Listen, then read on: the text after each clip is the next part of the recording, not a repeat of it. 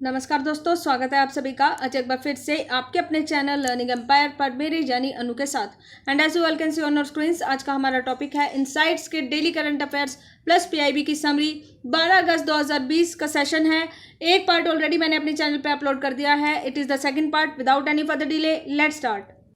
और सेशन की शुरुआत करते हैं जीएस पेपर 2 के टॉपिक से। ये टॉपिक पॉलिटिकल साइंस से रिलेटेड है। सुप्रीम कोर्ट का हाल फिलहाल में एक वर्डिक्ट आया है। इस वर्डिक्ट में सुप्रीम कोर्ट के द्वारा बोला गया है कि हिंदू वुमेन के इनहेरिटेंस राइट है, यानी उनकी पैतृक संपत्ति में अब महिलाओं को भी बराबरी का अधिकार मिलेगा जैसा अधिकार पुरुषों को मिलता है, यानी बेटों को मिलता है, तो बेटियों को भी वही अधिकार मिलेगा। कंटेक्स्ट क्या है? कंटेक्स्ट ये है दोस्तों कि सुप्रीम कोर्ट ने एक्सपेंड कर दिया है हिंदू महिलाओं का अधिकार। कौन सी महिलाओं का? हिंदू महिलाओं का अधिकार to be a joint legal heir and inherit ancestral property on terms equals to male heirs, यानी कि पुरुषों का यानी बेटों का उनके पिता की संपत्ति में जितना अधिकार होता है उतना ही अधिकार अब महिलाओं को भी यानी बेटियों को भी दे दिया गया है सुप्रीम कोर्ट के द्वारा। अब अगर इस रूलिंग की बात करें तो दोस्तों इस रूलिंग में 3 जजेस की बेंच बैठी थी और इस बेंच के द्वारा ये फैसला लिया गया है। रूलिंग ये है दोस्तों कि Hindu women's right to be a joint heir to the ancestral property is by birth, यानी जन्म से ही महिलाओं को पिता की संपत्ति में बराबरी का अधिकार दे दिया जाएगा and does not depend on whether the father was alive और not when the law was enacted in 2005। हुआ क्या था दोस्तों? 2005 में एक कानून बनाया गया था। इस कानून में बोला गया था कि यदि पिता जीवित है तो ही वो अपनी मर्जी से बेटियों को अधिकार दे सकता है, अदरवाइज डिपेंड करता है। तो पिता के स्टेटस पे डिपेंड करता था वेदर ही वाज अलाइव और नॉट। लेकिन अब जो 2020 में रूलिंग आई है, इस रूलिंग में सीधा सीधा ये बोल दिया है कि ये जो अधिकार है जन्मजात होगा। जिस तरीके से बेटों को मिलता है उसी तरीके से बेटियों को भी यही अधिकार मिलेगा और इस अधिकार में ये जरूरी नहीं है कि पिता जीवित है या नहीं है। ठीक है, तो अब 2005 की ये जो शर्त थी कि पिता का जीवित होना जरूरी है, इस शर्त को पूरी तरीके से हटा दिया गया है। अब ये जो रूलिंग है इसको ओवर रूल कर दिया गया है और वर्डिक्ट जो है 2015 और 2018 के जो वर्डिक्ट्स थे उनको भी ओवर रूल किया गया है। अब अगर बात की जाए तो दोस्तों ये जो केस है ये किस तरीके से आया? 2005 में हुआ क्या था कि इक्वल राइट्स टू वुमेन्स दिए गए थे गवर्नमेंट के द्वारा, सरकार के द्वारा महिलाओं को बराबरी का अधिकार दिया गया था हर एक चीज में, हर एक वस्तु में। अब होता क्या है दोस्तों कि ये क्वेश्चन रेज हो गया कि आपने इक्वलिटी का अधिकार तो दे दिया, अब ये जो लॉ है, ये जो कानून है जो आपने 2005 में बनाया है, ये बराबरी से लागू होगा भी या नहीं? बेटों को तो आपने बोल दिया कि चाहे पिता हो चाहे ना हो, बेटों को पिता की संपत्ति में अधिकार मिलेगा, लेकिन बेटियों के लिए आपने ये शर्त रख दी कि यदि पिता जीवित है तभी उनको संपत्ति में अधिकार मिलेगा, अदरवाइज नहीं मिलेगा। तो दोस्तों इसी बात के इर्द गिर्द ये पूरा का पूरा मैटर जो था ये घूम रहा था कि महिलाओं को क्या उनके अधिकार पैतृक संपत्ति में तभी मिलेंगे जब उनके पिता जीवित हैं या नहीं है।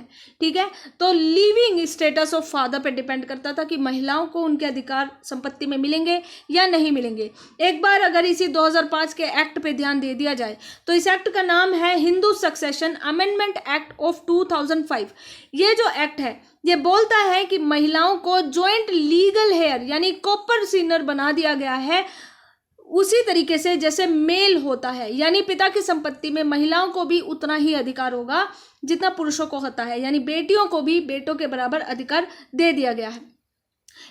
इस एक्ट में ये कहा गया था दोस्तों कि the amendment act made a daughter of a copper Sinner also a copper Sinner bye birth, यानी कि कानून ने ये बोल दिया था कि लड़कियां भी कॉपर सिनर होगी। अब कॉपर सिनर क्या होता है? उत्तराधिकारी, हिंदी में इसको उत्तराधिकारी बोलते हैं। तो पिता की संपत्ति, पिता की वसीयत का जनरली हिंदू कानून के हिसाब से बेटों को उत्तराधिकारी माना जाता है, लेकिन अब 2005 का ये जो एक्ट आया था इसने महिलाओं को भी उत्तराधिकारी होने का स्टेटस प्रदान कर दिया था।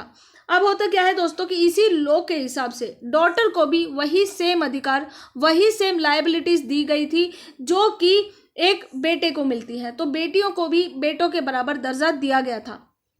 अब अगर इस एप्लीकेबिलिटी की बात की जाए तो ये कानून कब एप्लीकेबल होता? ये कानून तब एप्लीकेबल होता जब पिता ने वसीयत लिख दी या नहीं लिख दी। दोस्तों इस बात पे डिपेंड नहीं करता है कि पिता ने अपनी वसीयत में बेटियों का जिक्र किया है या नहीं किया है, या वसीयत लिखी गई है या नहीं लिखी गई है, वसीयत से कोई लेना देना नहीं है। अगर बेटी है तो कानून के हिसाब से उसको उसकी प्रॉपर्टी में पूरा का पूरा हक मिलेगा जितना उसका बनता है। तो ये था दोस्तों 2005 का हिंदू सक्सेशन अमेंडमेंट एक्ट। अब इस एक्ट की सबसे बड़ी कमी यही थी दोस्तों कि बेटियों के अधिकार के मसले में यह बोल दिया गया था कि यदि फादर अलाइव होगा तभी उनको अधिकार मिलेगा, अदरवाइज उनको अधिकार नहीं मिलेगा। यानी पिता जीवित है या नहीं है, इसी बात पे महिलाओं का अधिकार घूम रहा था। अब अगर इसी केस के बैकग्राउंड की बात की जाए तो दोस्तों सुप्रीम कोर्ट में, हाई कोर्ट में कई जगह पे ये केस जो है अलग अलग तरीके से घूमता है। इसमें कई सारे इश्यूज उठाए जाते हैं, मुद्दे उठाए जाते हैं, कई अलग अलग कॉन्फ्लिक्टिंग व्यूज निकल कर आते हैं। For example Prakash versus Phoolwati का जो 2015 का केस था, सुप्रीम कोर्ट ने 2015 में ये बोला था कि 2005 का जो अमेंडमेंट है वो महिलाओं को ग्रांट किया जा सकता है सिर्फ उसी कंडीशन में जब उनका जो पेरेंट है, उनके जो पिता हैं, वो जीवित होंगे।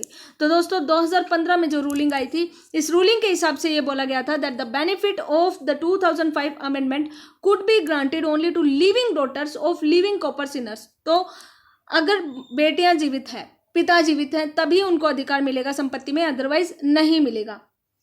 और यह अमेंडमेंट कब आया था? 9 सितंबर 2005 को ये इन्फोर्स हो गया था। फरवरी 2018 में एक और हियरिंग होती है। ये जो हियरिंग है 2015 की रूलिंग के हिसाब से होती है, इसी के बारे में होती है। अब होता है कि the share of a father who died in 2001 will also pass to his daughter as coparceners during the partition of the property as per the 2005 law. इसमें यह बोल दिया गया है कि यदि पिता 2001 में जिनकी मृत्यु हो चुकी है, उन पिताओं की संपत्ति भी महिलाओं को मिलेगी अकॉर्डिंग टू 2005 का लॉ। तो 2015 में जो फैसला दिया गया था उसमें यह बोला गया था कि पिता का जीवित होना जरूरी है। 2018 का जो फैसला है इसमें बोला गया था कि 2001 में यदि पिता की मृत्यु हो गई है, ठीक है, तभी महिलाओं को भी यह अधिकार भी मिल सकता है। फिर अप्रैल में उसी साल यानी 2018 में कोर्ट ने 2015 वाली पोजीशन को टेक बैक कर लिया। अब होता क्या है दोस्तों कि इसी वजह से अलग अलग व्यूज, अलग अलग इश्यूज उठ के आते रहे हैं इस एक पर्टिकुलर कानून पे। अब फाइनली इस कानून का जो सॉर्ट आउट हुआ है, इसका जो आउटकम निकला है वो ये है कि अब फाइनली 3 जजेस की बेंचेस बैठी थी सुप्रीम कोर्ट की, और इस बेंच ने सीधा सीधा ये बोल दिया है कि ये बात से कोई मैटर नहीं करता है कि पिता जीवित है या नहीं है। महिलाएं जो हैं उनको भी अपने पैतृक संपत्ति में बराबरी का अधिकार है, उतना ही अधिकार है जितना बेटों को है। तो अब 2005 का फादर का लिविंग एंटिटी होना या नहीं होना इस बात से डिपेंड नहीं करता है। सीधा सीधा अगर महिलाएं हैं, बेटियां हैं, तो उनको जन्म से ही अपने पिता की संपत्ति में बेटों के बराबर का अधिकार मिलना तय है। तो दोस्तों ये था ये वाला topic about Hindu women inheritance act के बारे में। अब जो हमारा नेक्स्ट टॉपिक है, हमारा जो सेकंड टॉपिक है वो नॉर्थ ईस्ट इंडिया से रिलेटेड है। टॉपिक ये है दोस्तों कि NSCN-IM, जिसको नागा सोशलिस्ट, जिसको Naga socialist council of Nagaland के नाम से जाना जाता है। IM का मतलब है आइजैक मुइवा। तो इन्होंने 2015 नागा फ्रेमवर्क एग्रीमेंट को फाइनली इसकी डिटेल्स को रिलीज कर दिया है। कंटेक्स्ट क्या है? कंटेक्स्ट ये है दोस्तों कि 2015 में एक फ्रेमवर्क एग्रीमेंट हुआ था और इस एग्रीमेंट की जो डिटेल्स थी अब इस NSCN-IM यानी कि Naga socialist council, national socialist council of Nagaland IM के द्वारा इसको रिलीज कर दिया गया है। अब इसने क्या कहा है? इसने ये जो वार्ताकार थे, इंटरलोक्यूटर जिनको बोला जाता है, RN रवि इस समय पे नागालैंड के गवर्नर भी हैं, इनके ऊपर ये आरोप लगाया है कि ये जो मेन फ्रेमवर्क था, मेन एग्रीमेंट था, इसमें एक वर्ड है न्यू माने नया, इस वर्ड को इन्होंने डिलीट कर दिया है। तो इस वर्ड को डिलीट करके इन्होंने मॉडिफाइड वर्जन जो है नागा ग्रुप्स के सामने पेश किया है। तो नागालैंड के जो गवर्नर है RN रवि, इनके ऊपर नागा NSCN-IM के द्वारा आरोप लगाया गया है। इशू क्या है? इशू ये है कि जो एग्रीमेंट है जो NSCN-IM के द्वारा रिलीज किया गया है, इसमें यह बोला गया है कि हम सोवरेन पावर को शेयर करेंगे, हम दोनों ही जो संप्रभु पावर्स हैं इनको शेयर करेंगे। इसी के साथ ही enduring inclusive new relationship of peaceful coexistence of the two entities. तो न्यू रिलेशनशिप यानी ये जो न्यू वर्ड है इसको डिलीट करने का आरोप जो है राव के ऊपर लगाया गया है, मतलब रवि के ऊपर लगाया गया है, RN रवि के ऊपर। हाउएवर RN रवि के ऊपर, जो कि अभी इस वक्त नागालैंड के गवर्नर हैं, इनके ऊपर यह आरोप लगाया गया है कि इन्होंने बहुत ही शांति से, बहुत ही शार्प तरीके से डिलीट कर दिया है द वर्ड न्यू शब्द को डिलीट कर दिया है फ्रॉम द ओरिजिनल डॉक्यूमेंट। और फिर ये जो मॉडिफाइड वर्जन है इसको सर्कुलेट कर दिया है, बाकी जो जितने भी नागालैंड के ग्रुप हैं उन सभी में इस मॉडिफाइड वर्जन को सर्कुलेट किया गया है, ओरिजिनल वर्जन को सर्कुलेट नहीं किया गया है। अब अगर बात की जाए तो ये जो NSCN है इसकी डिमांड क्या है, यानी national socialist council of Nagaland की डिमांड क्या है। National socialist council of Nagaland ये क्लेम करता है कि ये जो नया वर्ड है, ये जो वर्ड है न्यू, ये पॉलिटिकली सेंसिटिव है और ये क्या करता है, ये डिफाइन करता है the meaning of peaceful coexistence of the two entities, two sovereign powers. तो ये बोलता है ये जो नया शब्द है, ये NSCN के हिसाब से ये कहा गया है, ये जो नया शब्द है ये अच्छे से डिफाइन करता है न्यू सोवरेन पॉलिटिकल पावर्स की कोऑपरेशन को, यानी इनके पीसफुल एंटिटी को, इनके पीसफुल को एग्जिस्टेंस को ये डिफाइन करता है।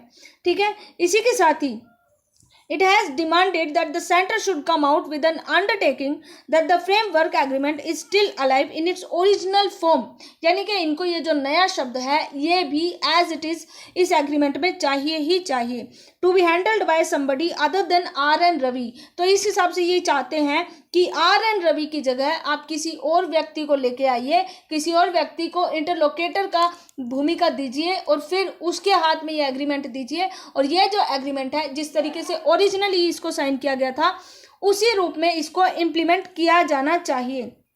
बैकग्राउंड क्या है, बैकग्राउंड ये है दोस्तों कि Naga talks have hit the rough weather as NSCN-IM has demanded that the present interlocutor be removed from the position.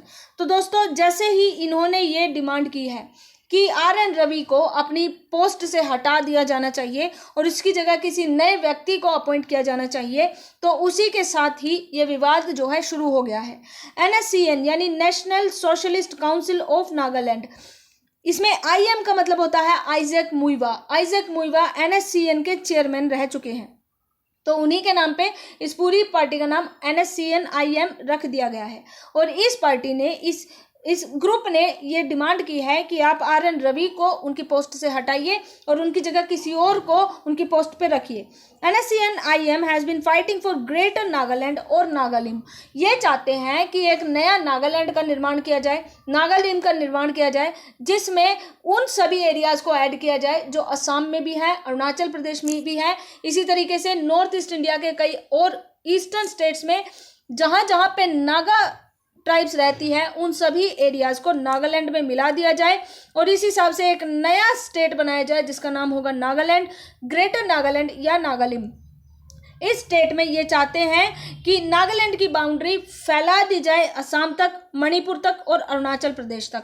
इस हिसाब से क्या होगा कि जो टोटल 1.2 मिलियन नागाज हैं इन सभी को एक स्टेट के अंदर यूनाइट किया जा सकेगा। इन सभी की यूनिटी के लिए हमें असम, मणिपुर और अरुणाचल प्रदेश का वो हिस्सा चाहिए होगा जिसमें ये नागा रहते हैं। सेंटर क्या कहती है, सेंटर ये कहता है कि डिसइंटीग्रेशन तो बिल्कुल नहीं होगा, असम, अरुणाचल प्रदेश, मणिपुर का बिल्कुल भी डिसइंटीग्रेशन नहीं होगा, इनके टुकड़े नहीं किए जाएंगे और उन टुकड़ों को नागालैंड में मर्ज बिल्कुल भी नहीं किया जाएगा। एक तरफ दोस्तों NSCN-IM चाहती है कि ग्रेटर नागालैंड का निर्माण किया जाए, नागालिम का निर्माण किया जाए, वहीं दूसरी तरफ सेंटर चाहता है कि इस डिमांड को पूरी तरीके से खारिज किया जाए, हम इसको ऐड नहीं करेंगे। अब अगर बात की जाए तो नागा पॉलिटिकल इशू ये कितना पुराना है, तो आप अगर देखेंगे तो ब्रिटिश एरा के समय से ये शुरू हो जाता है। 1826 में ब्रिटिशर्स ने असम को एनेक्स किया था, असम पे कब्जा किया था। उसके बाद 1881 में नागा हिल्स को भी ब्रिटिशर्स ने अपने कब्जे में ले लिया था। इसके बाद नागा लोगों ने इसका विरोध करना शुरू कर दिया और इस विरोध में इन्होंने नागा क्लब का निर्माण किया 1918 में। इस क्लब ने एक सिफारिश रखी साइमन कमीशन के सामने। इस क्लब ने बोला कि आप चले जाएं यहाँ से, हम जैसे पहले रहते थे हमें वैसे ही रहने दीजिए, हमें अकेला छोड़ दिए। तो ये जो सिफारिश थी 1929 में साइमन कमीशन के सामने रखी गई। किसके द्वारा? नागा क्लब के द्वारा। 1946 आता है दोस्तों और नागा नेशनल काउंसिल यानी एनएनसी का निर्माण होता है। एनएनसी नागालैंड को एक इंडिपेंडेंट स्टेट घोषित कर देती है 14 अगस्त 1947 को। और इस इंडिपेंडेंसी को यानी नागा स्टेट की सॉवरेनिटी को साबित करने के लिए एक रेफरेंडम करवाया जाता है एनएनसी के द्वारा 1951 में। इस रेफरेंडम में 99% लोग ये कहते हैं कि नागालैंड एक इंडिपेंडेंट स्टेट के रूप में जाना जाना चाहिए और एक इंडिपेंडेंट नागालैंड का निर्माण ज़रूर होना चाहिए। तो दोस्तों इस हिसाब से अगर देखा जाए तो इंडिपेंडेंट नागालैंड को बहुत भारी समर्थन मिला है। अब अगर पोस्ट इंडिपेंडेंस की बात करें यानी इंडिपेंडेंस के बाद क्या हुआ था, तो मार्च 22 1952 यानी 22 मार्च 1952 को नागा फेडरल गवर्नमेंट का निर्माण होता है, नागा फेडरल आर्मी का निर्माण होता है और ये अंडरग्राउंड काम करते हैं यानी बैकडोर काम करते हैं। गवर्नमेंट ऑफ इंडिया ने क्या किया, इन दोनों को ही कुचलने के लिए 1958 में अफ्स्पा को लागू कर दिया। किसको? अफ्स्पा यानी armed forces special powers act को लागू कर दिया। और 1958 से कई सालों तक ये जो एक्ट था ये एज इट इज नागालैंड में भी जारी रहा। NSCN came into being. अगर हम बात करें एनएससीएन कब अस्तित्व में आया तो दोस्तों एक व्यक्ति है जिसका नाम है थुइंगलेंग मुइवा। तो ये जो व्यक्ति है 140 बाकी नागा लोगों के साथ मिल करके एक नया वो ग्रुप बनाते हैं जिसका नाम ये रखते हैं एनएससीएन। और ये क्या कहते हैं? ये कहते हैं कि हम शिलोंग अकॉर्ड को मानने से बिल्कुल मना कर देते हैं। और इसी के विरोध में 1980 में इन्होंने एनएससीएन यानी national socialist council of Nagaland का निर्माण किया। एज पर दी अकॉर्ड, अगर शिलोंग अकॉर्ड की बात की जाए तो शिलोंग अकॉर्ड ने ये कहा था कि एनएफजी और NNC ये दोनों अपने हथियार गिरा दें और गवर्नमेंट जो कहती है उसकी बात मान ले। 1988 में एनएससीएन दो टुकड़ों में बट गया। एक है एनएससीएन IM यानी आइजैक मुइवा और दूसरा है एनएससीएन के यानी खापलांग। तो इसके बाद क्या होता है, बहुत भयानक वायलेंट क्लैश होता है और ये दोनों ही अलग अलग टुकड़ों में बट जाते हैं। तब से इन दोनों को एक साथ एक करने की डिमांड होती आ रही है और इसी के साथ ही ग्रेटर नागालैंड का निर्माण करने की बात होती आ रही है। और ग्रेटर नागालैंड में असम, मणिपुर और अरुणाचल प्रदेश के कई हिस्सों को, बड़े बड़े हिस्सों को तोड़कर उनको नागालैंड में मर्ज करने की डिमांड तभी से एनएससीएन करता आ रहा है। तो एक बार अगर हम दोस्तों इस मैप पे नज़र डालें तो ये जो मैप है ये दर्शाता है कि नागालैंड इतने, ये जो ऑरेंज एरिया में हाईलाइटेड एरिया है इसको ग्रेटर नागालैंड का हिस्सा बताना चाहता है। और इसी हिस्से को नागालैंड में मर्ज करने के लिए एनएससीएन IM बहुत लंबे समय से संघर्ष कर रहा है, लेकिन सेंटर ने साफ साफ कह दिया है कि हम इन सभी स्टेट्स का डिसइंटीग्रेशन नहीं करेंगे। तो ये था दोस्तों आज का टॉपिक। उम्मीद करती हूँ हमारे सेशन से आपको बहुत कुछ सीखने को मिला होगा। इफ यस तो do like, share and subscribe our channel and press bell icon for more updates. Most importantly stay home, stay safe, God bless you all. जय हिंद।